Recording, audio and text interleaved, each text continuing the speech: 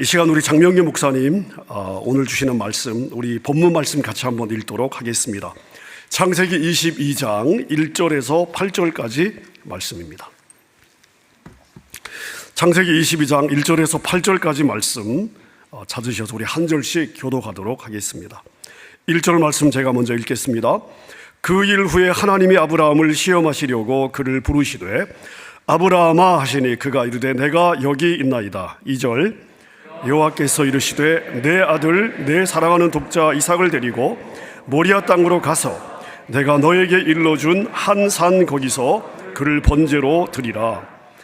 아브라함이 아침에 일찍이 일어나 나귀의 안장을 지우고 두 종과 그의 아들 이삭을 데리고 번제에 쓸 나무를 쪼개어 가지고 떠나 하나님이 자기에게 일러주신 곳으로 가더니 제3일에 아브라함이 눈을 들어 그곳을 멀리 바라본지라.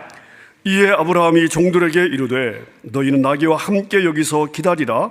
내가 아이와 함께 저기 가서 예배하고 우리가 너희에게로 돌아오리라 하고 아브라함이 이에 번제나무를 가져다가 그의 아들 이삭에게 지우고 자기는 불과 칼을 손에 들고 두 사람이 동행하더니 이삭이 그 아버지 아브라함에게 말하여 이르되 내 아버지여 하니 그가 이르되 내 아들아 내가 여기 있노라. 이삭이 이르되 불과 나무는 있거니와 번제할 어린 양은 어디 있나이까?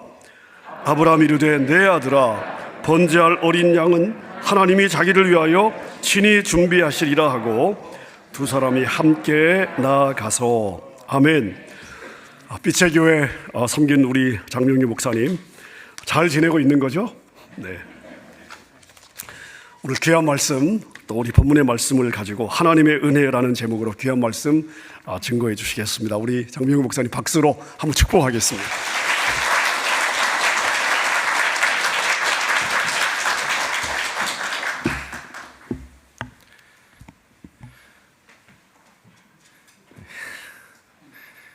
예, 불러주셔서 감사합니다. 이게 항상 보고 싶고 또 항상 오고 싶은데 이게 불러주셔야 또 올 수 있고 또 볼 수 있지 않습니까? 이렇게 귀한 시간을 또 이렇게 허락해 주신 우리 김기섭 담임 목사님, 또 우리 장로님들, 또 우리 순장 수모님들, 또 우리 성도님들 정말 감사합니다. 지난 한 해 한국교회에서 가장 많이 부른 찬양은 아마도 은혜라는 찬양일 것입니다. 이 찬양의 가사가 모든 것이 은혜, 은혜, 은혜. 이 찬양의 특별히 이 중심이 되는 가사는 내 삶에 당연한 것 하나도 없었던 것을 모든 것이 은혜, 은혜였소. 우리의 신앙은요, 은혜를 빼고서 설명할 수가 없습니다. 지난 한 해 동안 많은 교회, 많은 성도들이 이 찬양을 부르면서 하나님의 은혜를 고백하면서 이 어려운 시간들을 이겨나갔으리라 저는 믿습니다. 저는 지난 한 해 동안에 하나님께서 저에게 주셨던 말씀이 있는데요. 그 말씀이 무엇이었냐면 내가 너를 불쌍히 여긴다 라는 말씀이었습니다. 이 말씀이 어디서 나온 말씀이냐면 예수님께서 거라사 지방으로 건너가셨어요. 왜 건너가셨을까? 그곳에서 군대 귀신 들린 사람을 만났습니다. 군대 귀신, 한 귀신도 아니라 정말 말도 안 되는 숫자의 귀신들이 그 사람에게 들어간 것이죠. 그 사람을 쇠고랑으로 묶어도 어찌할 수 없는, 그래서 무덤을 헤치면서 밤낮 소리 지르며 살아갔던 그 불쌍한 사람에게 예수님께서 찾아가 주셨습니다. 그리고 그 군대 귀신을 쫓아내셨습니다. 그리고 나서 예수님께서 그 사람에게 무엇을 말씀해 주셨냐면 왜 고쳐주셨을까? 이렇게 말씀하셨습니다. 내가 너를 불쌍히 여기신 것을. 마가복음 5장 19절을 보니까 예수님께서 이 사람에게 이렇게 말씀해 주신 거예요. 내가 너를 불쌍히 여기신 것을. 이 말씀이 저에게 다가왔고 저는 지난 한 해 동안에 하나님이 나를 불쌍히 여겨주시는구나.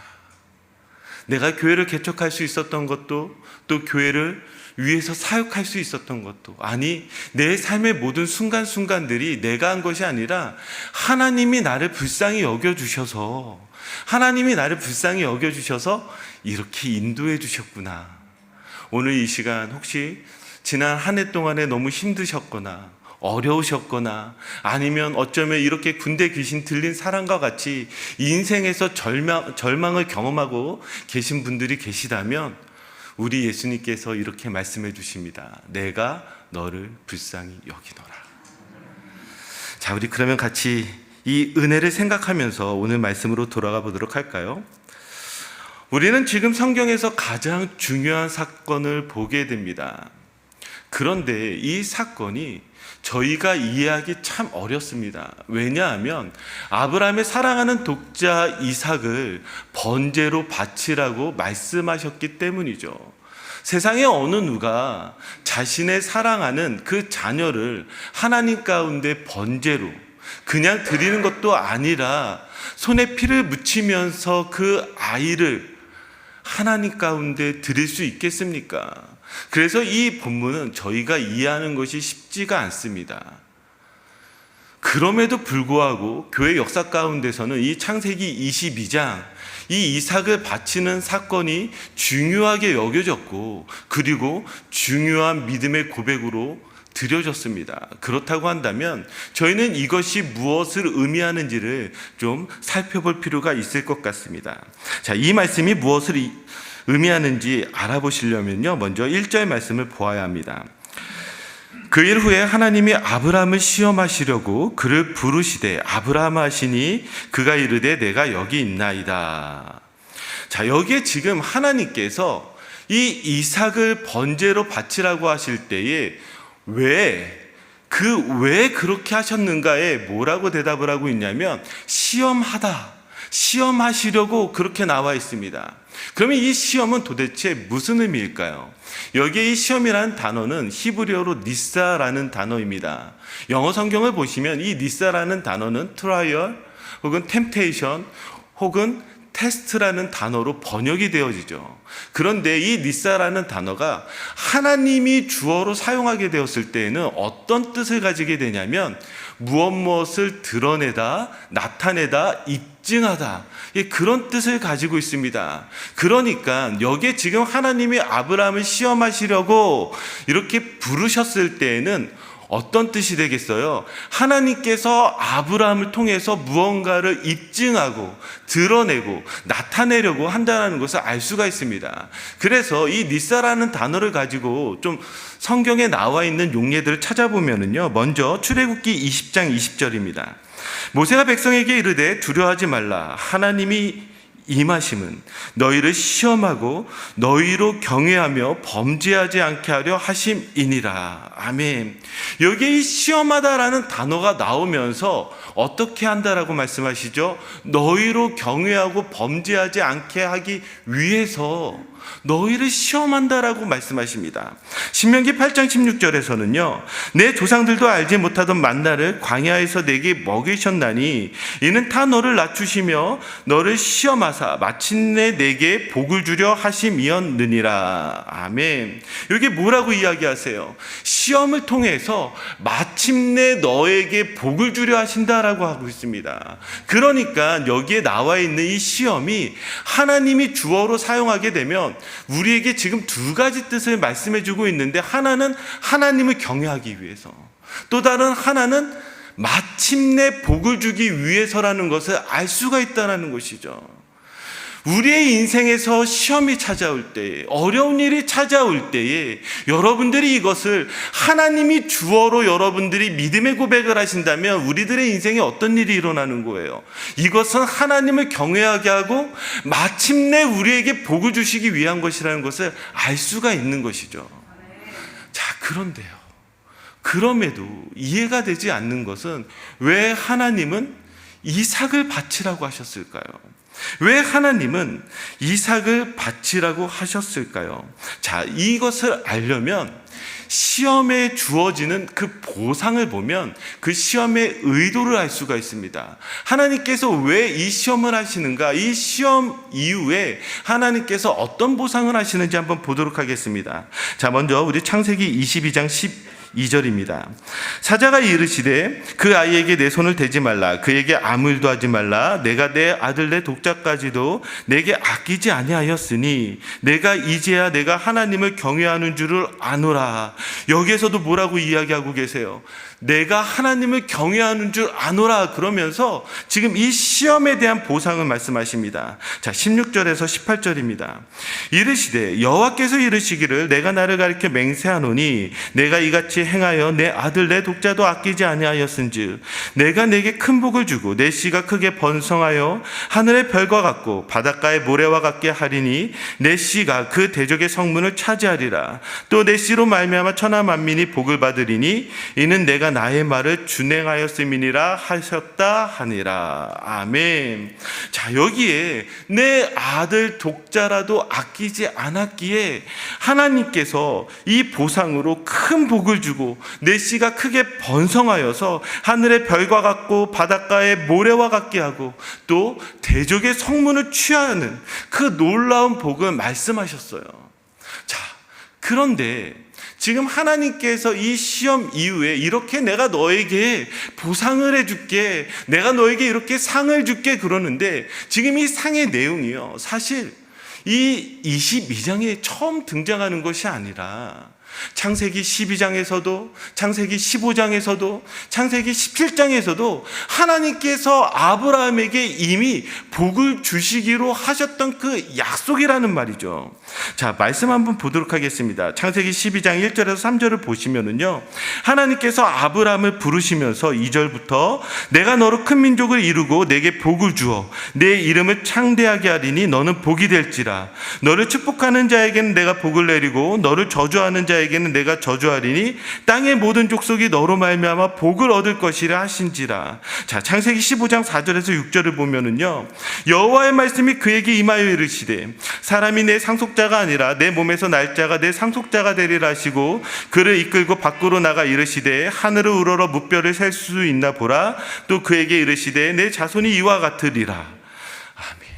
지금 이 창세기 22장에 나와 있는 이 복의 내용이 우리가 지금 읽었듯이 창세기 12장에서도 15장에서도 그리고 저희가 읽지 않았지만 17장에서도 하나님께서 이미 주셨던 약속이에요.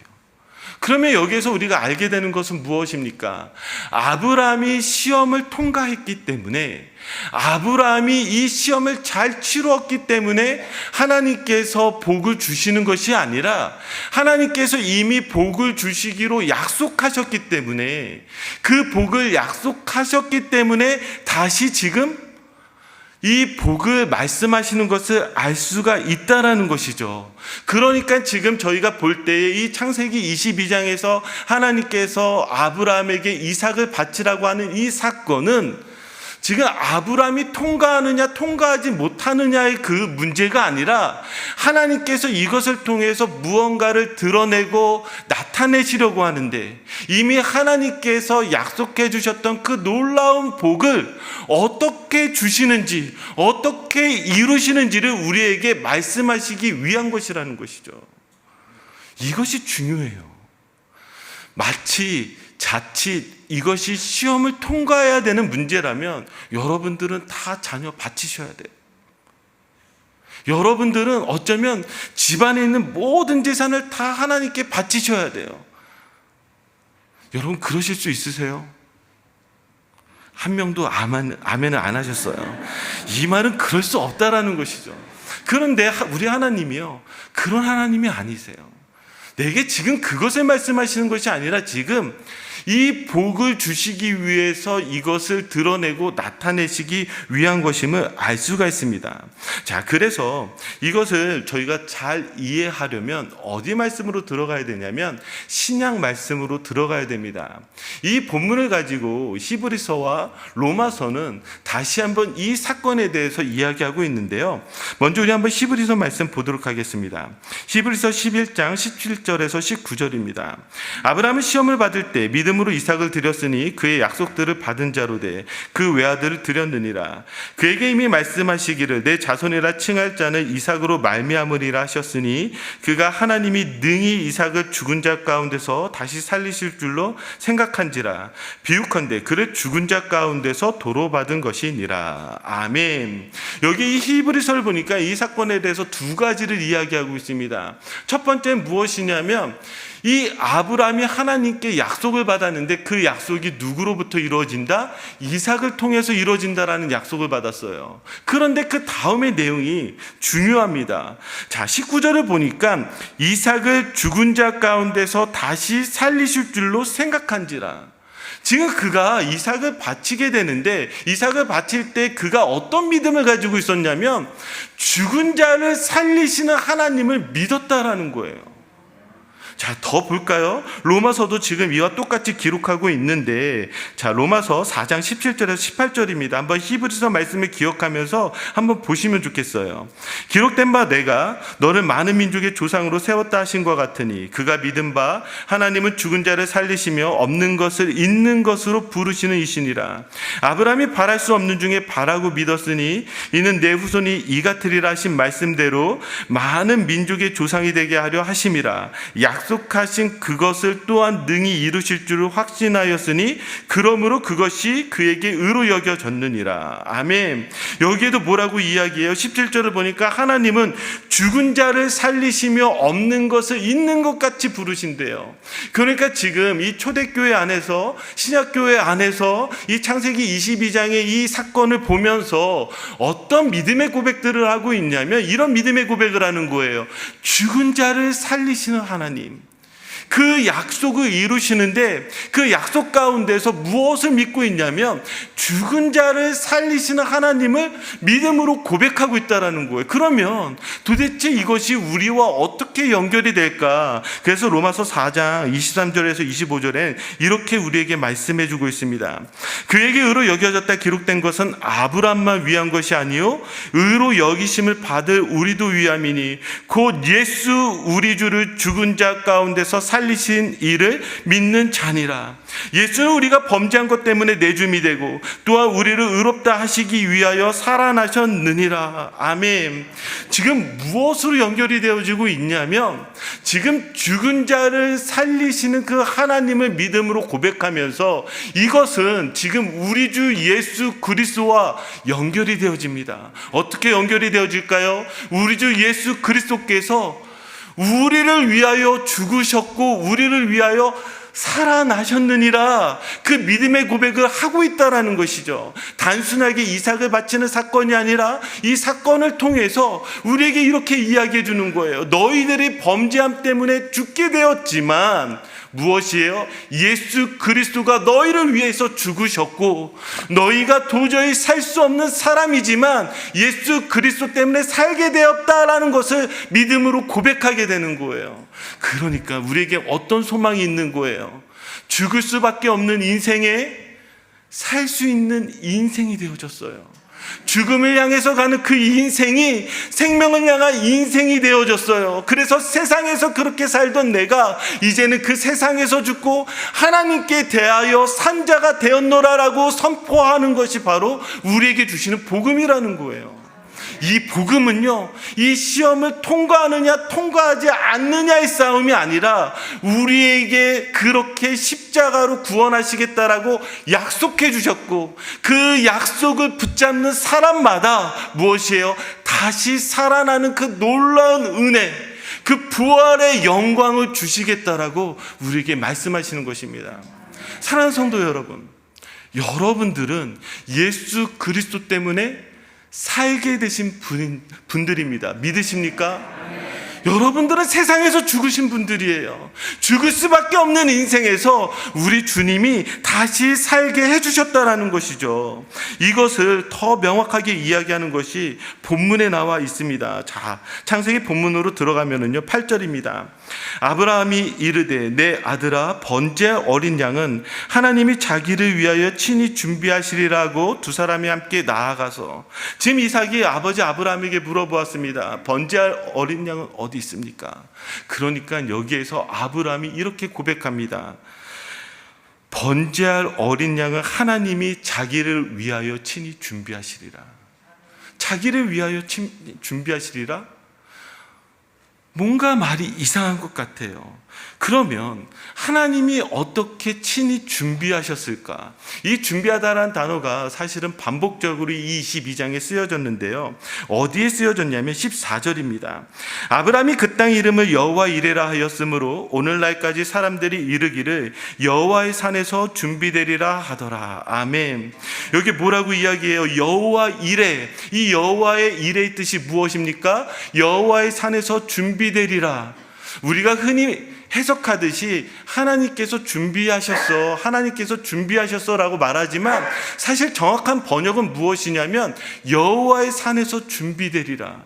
지금 이 모든 사건은 하나님께서 친히 준비하시는데 특별히 어떻게 해요? 여호와 이레, 여호와의 산에서 준비되어졌대요. 그러면 이 여호와의 산은 어떤 산일까요? 그것이 2절에 나와 있습니다. 이 산의 지명이 나와 있는데 여호와께서 이르시되 내 아들 내 사랑하는 독자 이삭을 데리고 모리아 땅으로 가서 내가 내게 일러준 한 산 거기서 그를 번제로 드리라. 여기 지금 이 산이 어디에 위치하고 있죠? 모리아 땅이라고 이야기하고 있습니다. 이 모리아 땅, 이 모리아 산은 어떤 곳일까요? 이 모리아 산은요, 이후에 솔로몬이 성전을 세웠던 곳입니다. 한번 볼까요? 자, 역대하 3장 1절입니다.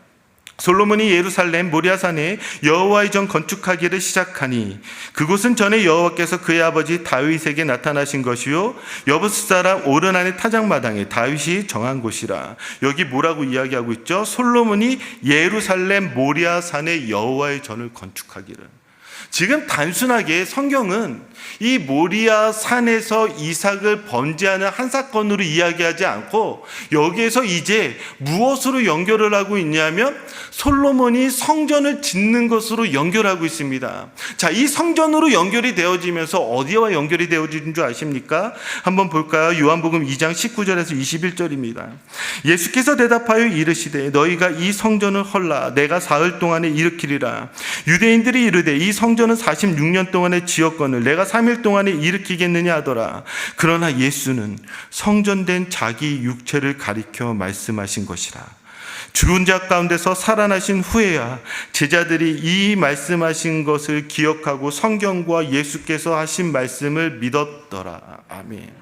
여기에 지금 예수님께서 성전에서 무엇을 말씀하십니까?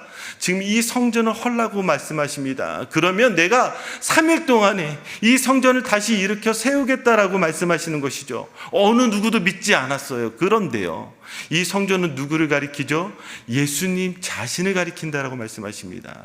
그리고 히브리서에서도 로마서에서도 고백하였던 그 믿음이 어디에서 다시 등장해요? 마지막에 22절에 죽은 자 가운데서 살아나신 후에야. 죽은 자 가운데서 살아나신 후에야.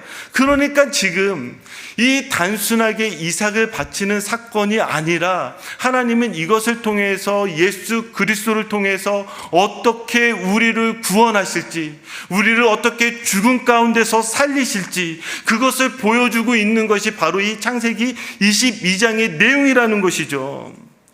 창세기 22장의 이 내용은요, 우리에게 복음을 이야기하고 있어요. 복음을요. 저희가 지금 이 코로나 바이러스로 인해서 너무나 오랜 기간 동안에 어려움들을 겪고 있습니다. 여러분들 어떠세요? 괜찮으세요? 정말 어쩔 때에는 이렇게 괜찮으세요라고 묻기조차도 힘들 정도로 정말 어려운 분들을 만날 때가 있습니다. 그런데 그런 분들마다 저에게 가끔씩 하는 질문이 있어요. 이것을 통해서 하나님이 우리에게 무엇을 말씀하실까요? 이것을 통해서 하나님은 내게 무엇을 말씀하실까요? 어떻게 해야 할까요? 어떻게 살아갈 수 있을까요? 저는 오랜 시간 동안 이런 질문들을 가지고 기도하면서 하나님 가운데 씨름하였습니다. 그때 제가 찾은 답이 딱 하나가 있어요. 그게 무엇인 줄 아세요? 예수 그리스도. 복음. 내 인생의 복음과 예수 그리스도를 빼고 설명할 수 있을까? 내가 이것을 어떻게 설명할 수 있을까? 저는요, 오늘 이 시대에 우리에게 가장 큰 문제는 무엇이냐면 복음이 사라지고 있다는 사실이죠. 이 복음은 무엇이에요? 하나님께서 나를 불쌍히 여겨주셔서 죽을 수밖에 없는 나를 살려내셨다라는 거예요. 건져내 주셨다는 거예요. 그렇다고 한다면 그 하나님의 그 구원이 얼마나 놀라운 일입니까? 그리고 이 구원이 만약에 내가 한 것이 아니라 하나님이 한 것이라면 어떻게 이 구원이 우리에게 사라질 수 있겠습니까? 무너질 수 있겠습니까? 하나님이 우리를 반드시 붙잡아 두고 계시다는 사실이죠. 저는요, 올해 정말 다사다난했습니다. 얼마나 다사다난했는지 어찌 이루 말할 수 있겠습니까? 여러분들이 축복해 주셨던 그 장소에서 저희는 이사를 해야만 했어요. 저희 교회도 조금 어려워지다 보니까 조금은 이 시대에 맞춰서 작은 장소로 가야 되겠다 해서 아주 조금 작은 장소로 이렇게 가게 되었습니다. 근데 이사 가기로 결정을 했는데요. 이사 가기로 결정하고 계약을 하고 그 다음에 저희 교회의 모든 물품들을 다 도난당했습니다. 도둑들은 얼마나 신기한지요. 값싼 것은 가져가지도 않아요. 여기 교회에서 딱 보고 비싼 것만 골라서 다 가져갔습니다. 저는 아직도 그날 아침을 잊지 못해요. 수요일 아침이었는데요. 수요일 아침에 교회 문을 딱 들어가는데 그 영화의 한 장면 있잖아요. 뭔가 종이가 이렇게 팔락팔락팔락 제 눈앞에서 펼쳐지고 문은 활짝 열려 있고, 저는 아직 문을 열지 않았는데 문은 활짝 열려 있고 바람이 불고 종이들이 날아다니고, 그때 직감했습니다. 도둑 맞았구나. 문을 열고 들어가는데 정말 제 눈앞에 펼쳐진 그 모든 것은 처참했습니다. 다 훔쳐갔어요. 어떡하지? 그래서 그 자리에서 잠깐 기도를 하고요. 하나님 앞에 두 손을 들었습니다. 하나님, 어떡하죠?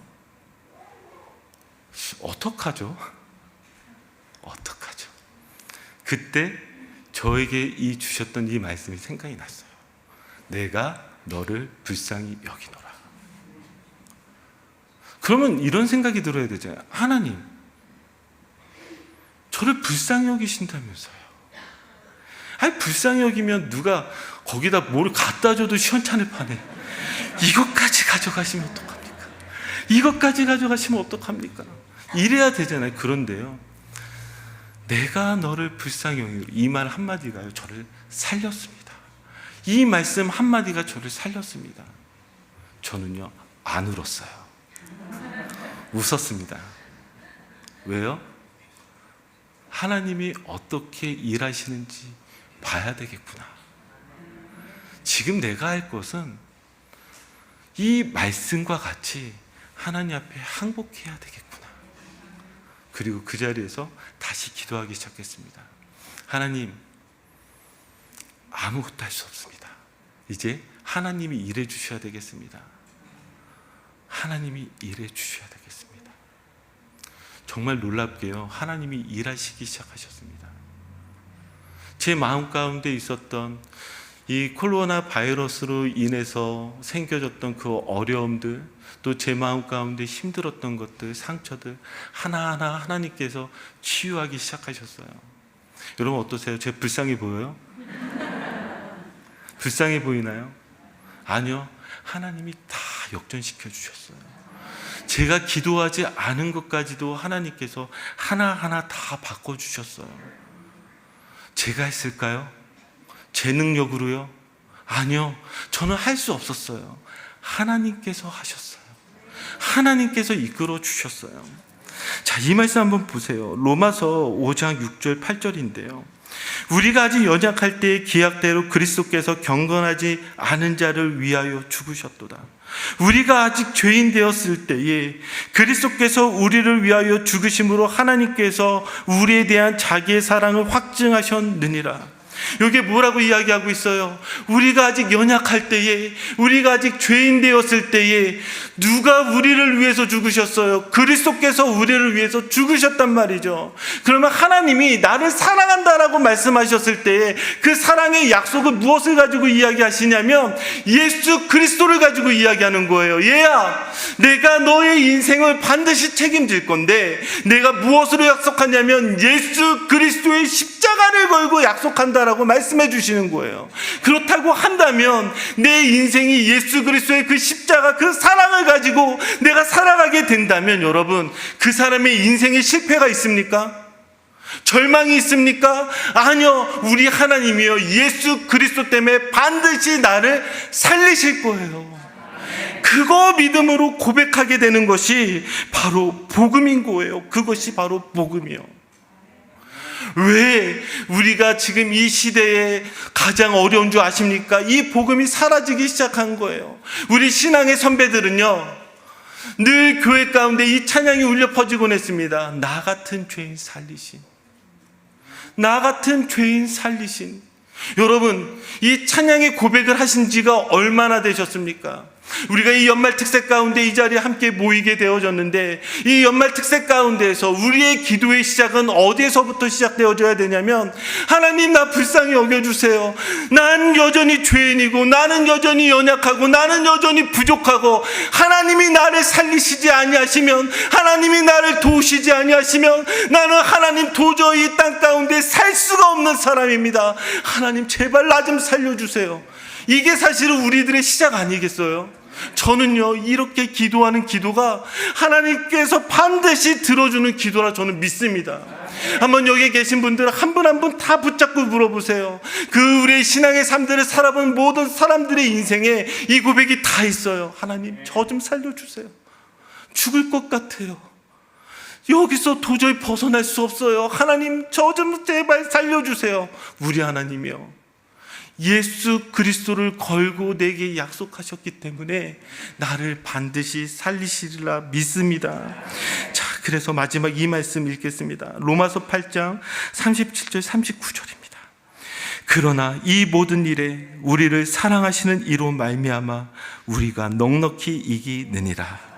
내가 확신하노니 사망이나 생명이나 천사들이나 권세자들이나 현재일이나 장래일이나 능력이나 높음이나 깊음이나 다른 어떤 피조물이라도 우리를 우리 주 그리스도 예수 안에 있는 하나님의 사랑에서 끊을 수 없으리라. 우리 주 그리스도 예수 안에 있는 하나님의 사랑에서 끊을 수 없으리라. 여러분, 하나님의 사랑에서 끊을 수 없습니다. 왜요? 우리 주 예수 그리스도가 십자가에서 나를 위해서 죽으셨고 나를 위해서 살아나셨기 때문입니다. 사랑하는 성도 여러분, 제가 불쌍해 보입니까?